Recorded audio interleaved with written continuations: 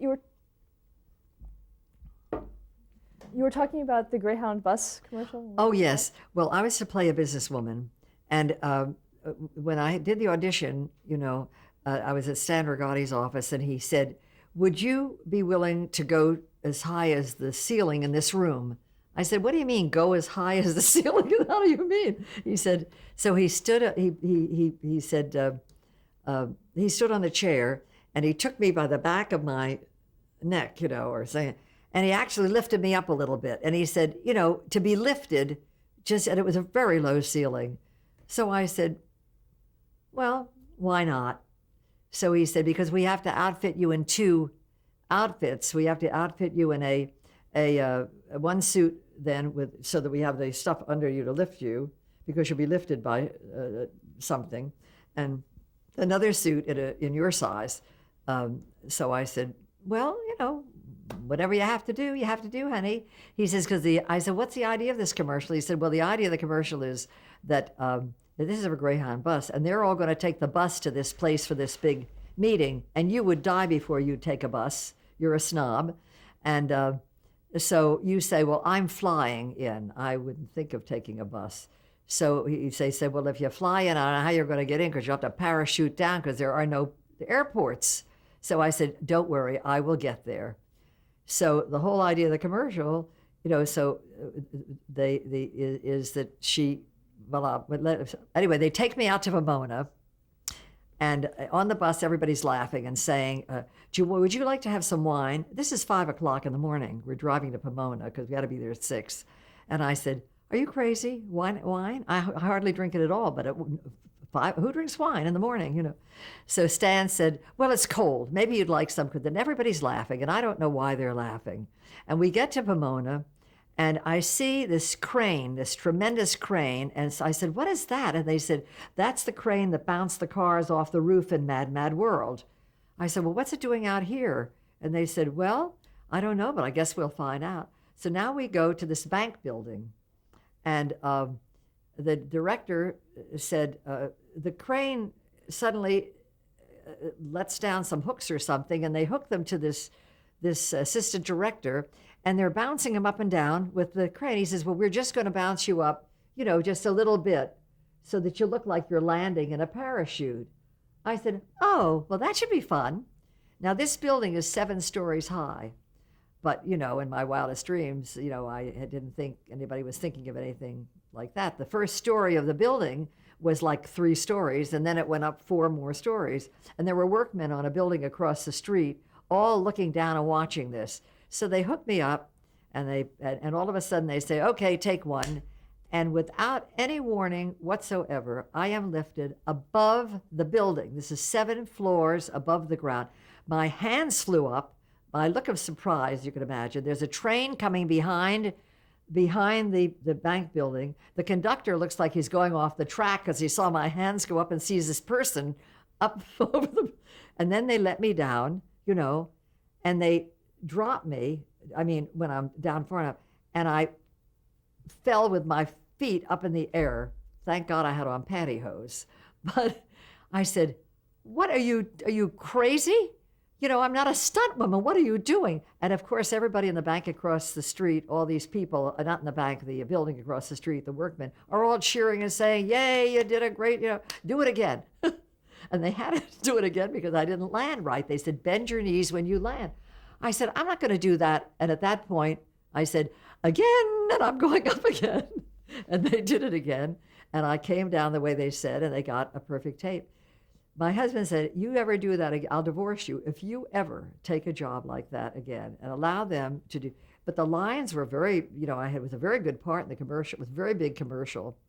And in the lobby of Gray Agency in New York for about 5 years, they tell me I was back in New York with a blown up picture of me with my feet up in the air having landed from the Greyhound bus. But they never ever told you that? They never told me. There was no storyboard or anything? No, and when I did Kleenex, I did a Kleenex at one time, and I was supposed to be Mrs. Noah. And I'm on a boat, and it's pouring rain. and the waves are coming up. No, it's not pouring rain. The boat is rocking, and the waves are coming up. It's rough weather, and the waves are coming up, and the crew is standing off the out of the camera range, throwing buckets of water at me. Mrs. Noah is getting drenched, and this is why she needs Kleenex.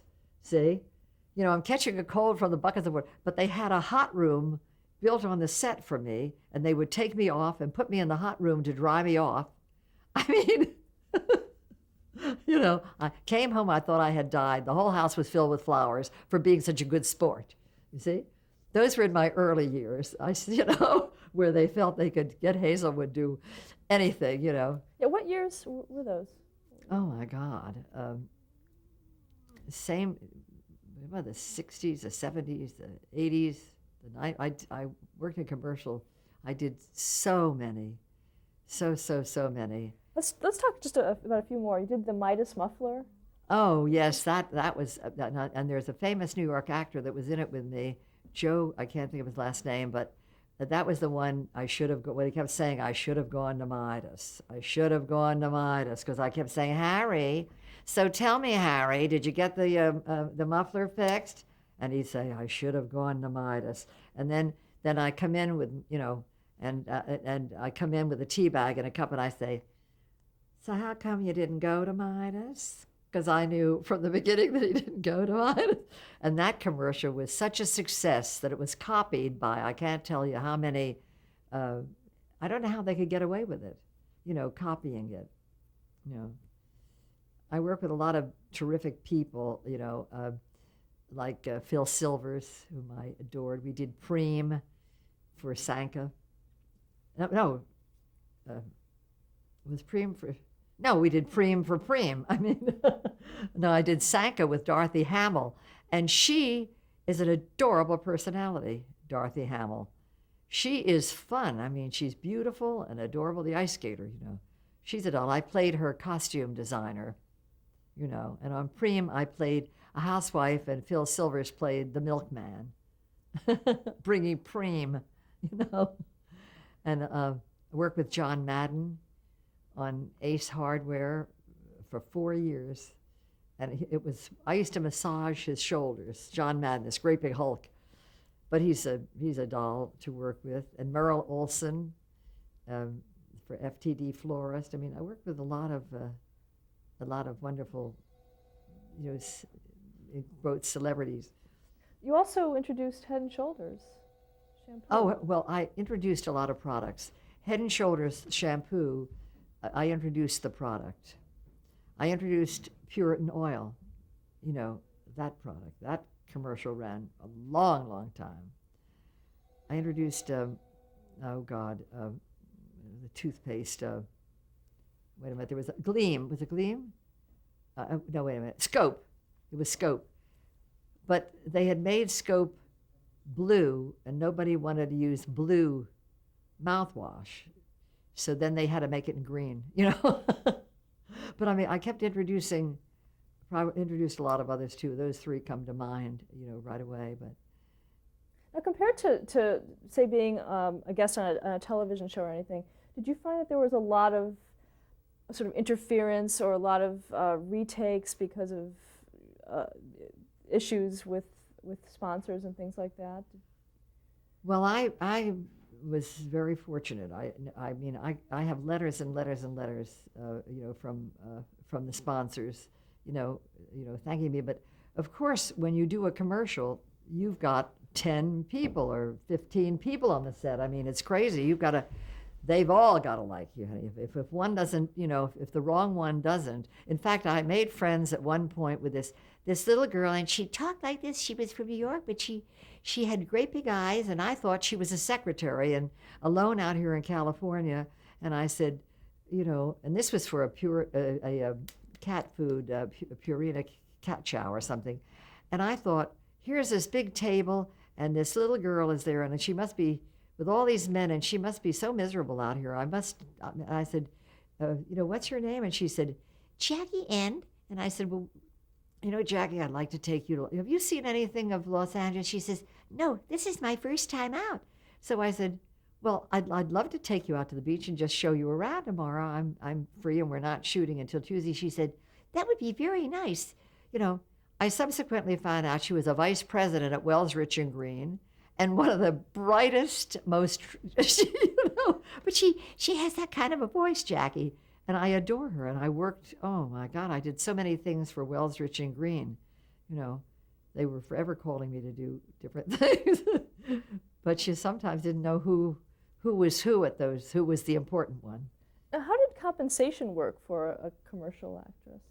Compensation was terrific because, well, you know, there's a scale. You got a certain amount of money for the day, but then you also got residuals. And the residuals could really, really, really add up. And I did, you know, very well. I mean, considering the fact that I was raising 2 kids and had a husband who was very busy, and I had to keep everything going. It always amazes me when I look back and think, my God, you know, how did we get it all done? You know? Before we go on to talk about specific television appearances, did you ever have any encounters with the blacklist and McCarthyism? Were you affected? No. I first of all, I was such an innocent, and that happened when I was in New York, and I knew people who were a little to the left of Khrushchev, who wasn't even in power then, but I mean, they were very strange to me. I mean, they were so ardently communist, and I just thought, I couldn't imagine anybody that was anything but rah-rah, sis-boom-bah American, which I was. I just didn't have any, I mean, I felt everybody had an entitled to their own, political belief, but I wasn't really interested in politics at that in those days at all. Okay. Let's talk about some of the shows that you worked on, television out here in LA. You did Blondie? Blondie. Yes, I did Blondie a very long time ago. And I don't remember tremendous details. I do know that it was Penny Singleton, I think, played Blondie, and she was lovely, and she was very cute, and the one that played her was it her husband or her boyfriend? I can't remember. Her husband. Her husband. Mm-hmm. He was very, very nice. I have pictures with them, but that was a little far back. I don't have a total recall on that one. You played Louise Cooper. I played what? You played Louise Cooper on the show? I played it with, thank you, because how did you know? Did you see a tape on it? No. Oh yeah, I didn't look at that. I'll have to write that down. If I had it to do again, and I think every actress should know this, I think I would write down, I would keep the copy of every script. I would write down, the people on the set. I really would. I would see to it that I had pictures taken with everyone. You don't think of that. You're just so glad to do it and to get out at the end of the day because you're worn out, but it's a mistake. If I ever lectured, and I have lectured at colleges, but I would say, keep a record of all of your work and keep scrapbooks, which I didn't. You also did a pilot called Tom, Dick, and Harry. Oh, that was fun. That was Irene Ryan, and I played the daughter that they were dying to marry off, And Irene Ryan, we became friends, from that pilot. And it was never made into a show. But subsequently, Irene felt that her luck had just gone downhill so badly. She couldn't seem to get a show. And she was thrilled when Ed Sullivan invited her back to New York to entertain on Ed Sullivan's show. And she called me and she said, I'm going back to New York and I'm going to be on the show. Maybe this will get me something lucky. So she went back and the show ran over and they never used her. And they didn't pay her to go back. She had to pay her own way back, and she, paid her room and everything. And but he did say, "I'll put you on at the end." So they put her on when the audience was leaving, and he was a very sweet person. I guess he felt guilty that she didn't do it, and she had to go back home. Let her catch whoever she could catch. So she came back very depressed, and the following week I was getting a hat at Bullock's. And Irene Ryan came screaming across the floor, "Oh, I'm so glad I found you." She says, "I called your house and the girl said you were going to Bullock's." She said, "Guess what?" She says, "I've got a job. I've got a show. I'm going to be the grandmother on Beverly Hillbillies. And she said, last week I didn't have, it's been years. I haven't had a show, and she says, it's like for a miracle. And of course, she was wonderful on it. She was wonderful. I worked the show and I had a ball. I did a couple of them, but one was particularly funny. I was a stage mother, and I just, with I kept saying, Sparkle Beverly, to get this kid to really put on an act. It was a lot of fun. It was at a mansion in Beverly Hills we did it. Oh, you did it on location? Uh-huh. It was a location show. It was a lot of fun. You also did some dramatic programs. I don't know if you have anything to say about GE Theater. Yes, but I don't remember what I did on GE Theater, but I was on it. I mean, I have the dates and everything. I think I have the name of the show. The Detectives? Huh? Do you remember the Detectives? Detectives. Oh, Robert Taylor Detectives we did on location in the Valley, and I was thrilled out of my head. I mean, working with Robert Taylor, he was so my dream come true. And I played the nosy lady next door who had witnessed what we thought was the person involved in a murder. And I did a scene on the porch, just the two of us, Robert Taylor and myself. And the sun was so strong that day, and the wind was blowing, and dust was flying, and gravel kind of got in my eyes. And I said, and the director had not only cameras, and the sun was so strong, but he had a reflector, and the reflector was blinding me absolutely. And I said, I can't open my eye. He kept saying, Hazel, your eyes are closed when you look up at Robert Taylor. He says, for God's sakes, open your eyes. I said, I can't. Put down the reflector. We don't need a reflector with all that sun, do we? I can't look at him. I can't look up. So he said, shut your eyes and look into the sun and then look at him. And he said, that will keep your eyes open. And I said, shut my eyes and look into the sun? I thought that was a large bozo no-no, So he said, oh, no, don't worry about it. Just shut your eyes, look into the sun, and then look at him, and we'll do the scene. So I figured, this is the only time I'm going to be asked to work with Robert Taylor. If I want to work with him again, I'd better shut my eyes and look into the sun. So I did what he said. I looked right into the sun, and I looked at him, and my eyes were like frozen open. And I did the whole scene, and it went very well, and he hugged me, and he said, you see, you did a beautiful job. And I kept getting circles and things in front of my eyes. I thought, well, it'll go away. And I went home that night, and I felt like there was a line coming down my eyes. And I went to the drugstore the next day and asked them to take, I thought I had gotten something in my eye, to please take it out and lift the lid. He says, we don't do that anymore. You have to go to an ophthalmologist, which I did. And I wound up in the hospital with iritis, which was, I can't figure any other way that I got it, but I never sued. I always wanted to work, and it was for Sperling,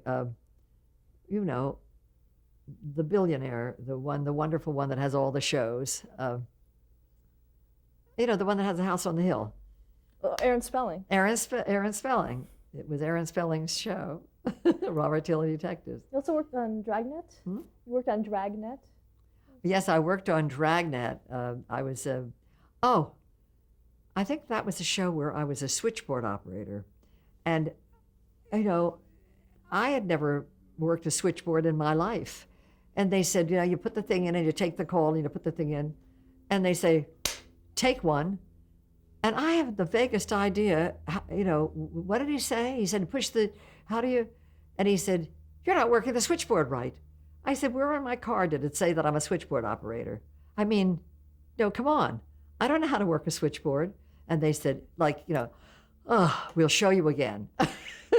I didn't get the connection. I mean, if you have no feeling for that kind of thing, I finally did, and it went very well. But I really had a hard time with playing a switchboard operator. I didn't want to do that one again. Did you enjoy the pace of dramatic shows? Oh, yeah. Oh, I mean, I listened. I like all of it. I mean, it doesn't matter to me whether it's a dramatic show or a comedy. I mean, comedy, I'm more, that is more up my line. I mean, I loved working on Facts of Life. I had a marvelous time, working on Facts of Life. Jack Ellens and Jerry Mayer. I've worked for them a great deal. I did the Danny Thomas show for Jack, and Tell me about that. hmm? Tell me about that experience.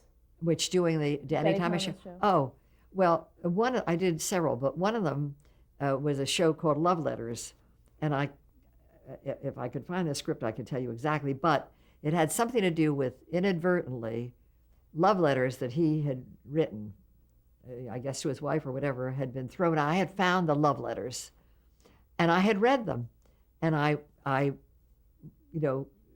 the neighbor, this nosy neighbor, came in, barging in, all excited. I had found these love letters, and of course, Danny Thomas was dying, that anybody should see the love letters or whatever. But the point was that before I went on, just before I went out on stage, and there's a studio audience and the whole thing, Danny Thomas grabs me and reassuringly, and I needed no reassurance, it was a part I loved, and he said, now listen, if you blow all your lines, don't worry, because we do this on tape, and we can,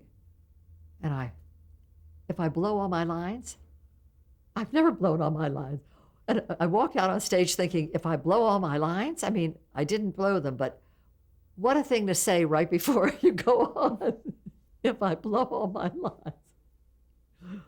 It reminds me of a thing that happened when on Give Me a Break, which was the Nell Carter show, and I did it for Mort Lockman, and I adore Mort. I mean, we're friends. We've become friends, since personally and everything else.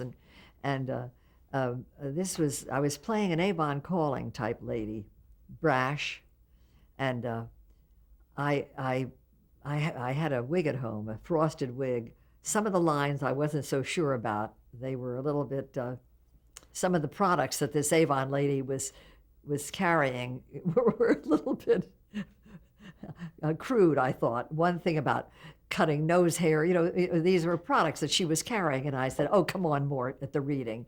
And he said, no, the guys thought that was funny. So anyway, I had I'm all ready to go on. And I've got all my lines, and Mort loved the rehearsal. So I'm just about to go on, and Mort comes over to me and he says, I hate that wig, and I hate that dress. That dress is all wrong.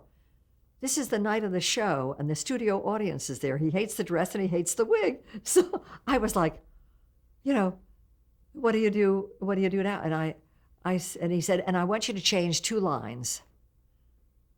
So I hate the wig, I hate the dress, and I want you to change 2 lines. And he gave me the lines. At that point, Nell Carter opens the door, and I enter. And I said my first 3 lines perfectly and everything. And then all of a sudden, I remember that the next line is a line he wants me to change, and I can't remember what it was he said, So I started to talk, and then I just looked at the control room. I said, okay, Morty, throw me the line, because I don't remember what you told me to say. And the studio audience laughed, And then we went on. They threw it to me, and we went on. And after the show, I said, I'm going to say a line of my husband's, Larry Ryan. I said, where did you learn your psychology? Under Herman Goering? I said, when you said that to me, I couldn't think of anything else. I couldn't remember the line at all. So he laughed hysterically. He says, listen, he says, you're going to do the same show again, because when you do television, you do it twice, and they cut the show together.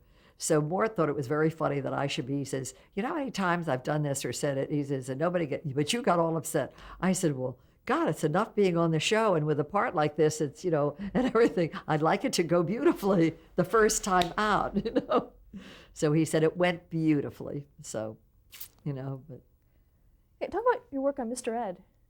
Oh, well, Arthur Lubin was the director of Mr. Ed, and Herb Broar was the producer, and Al Simon, and they called me in to do several of Mr. Ed's. On one of them, I played the lady leaving her cat with them. I'm going away, and there's this whole thing about my pussycat, and this whole hilarious thing with all the instructions about what to do with the cat. Of course, the cat's going to be an enemy of the horse, from thing. It was a darling show and very funny. Then I did several others. Oh, God, who's the heavy actor? I played, this was an unmarriageable a man, and he wasn't really attractive. You know, he's a very heavy-set actor, but they were trying to give him to a relative of Alan Young's wife on the show, for Chicani, you know. And so they wanted to show how wonderful he was with women or something. I think that's what it was about. And so I was to try to come on to him just to, you know, to show how attractive he was for this other person, to see how appealing. So I had all this batting the lashes, you know, doing all the cooing with him. It was a very funny part, you know. Speaking of batting lashes, you also worked on The Addams Family. Oh, The Addams Family. Yes, I played Morticia. And, the fitting of that. That's Melancholia? Melancholia? Yes, Morticia was, that was the lead, pardon me. John Aston and, I can't think of her name. Carolyn Jones. Yeah, Carol Jones. She was wonderful. Yeah, Carol was Morticia. I was Melancholia, the unmarriageable niece. And it was hysterical. It was really hilarious, you know, and fun. And they went, the whole week was spent in wardrobe for me, trying to get me fitted into something, into looking just like Carolyn, you know, with the tight skirt and the crazy long wig. And then in one scene, they put a wart on me with, you know, because they had some funny lines about this wart with some hair coming out to make me a little, you know, really unmarriageable. But it was a marvelously fun show, and it's been repeated so many times. And Steve Cox, who wrote a wonderful book on the Addams Family, put a marvelous picture of me with John Aston and Carolyn Jones in it, which I cherish, and some other pictures with them, you know. It was the show was very successful and got very good reviews, so that was fun. And then you worked on That Girl as well. That Girl? That Girl was scary. That was Marla Thomas, and I got to in for makeup, you know, at about 6 a.m. or 5:30, and Marla was already there, and you know, she owned the show. So I walked in, and I thought, like every other star, when they see somebody, they say, "Hi, welcome," you know, welcome to the show. Nothing. She didn't say hello. She didn't say anything. And I thought, oh, this is going to be fun. And she never looked at me. But people were coming in, and she said, "You put on the thing that you left at 4. You left it, you left it 3. You put on the thing that you left at 6. You left at 5." You know, she was very busy with the money thing. You know, she was really, really managing the show, doing the money management thing. And I thought, this is going to be hell, you know, working this show. And I had a big part. I played her Aunt Harriet. It's like Aunt Martha comes to visit. I was Aunt Harriet. And it was a very, very funny show with Jerry Van Dyke. Anyway, when I left the dressing room, I left the makeup room, Harry Morgan went, "Psst, don't stay on the set. Come and stay with us." I forget who played her mother, but they said we're never. They said, because if you hang around the set, you know, watching it or anything, and until you get your first laugh, you haven't got a friend. So don't think you have. So don't get friendly with Marla because the fact that you're on the show doesn't mean you're going to be on the show. The end of the first day, we can't tell you how many people are fired. Let's stop there to change the tape.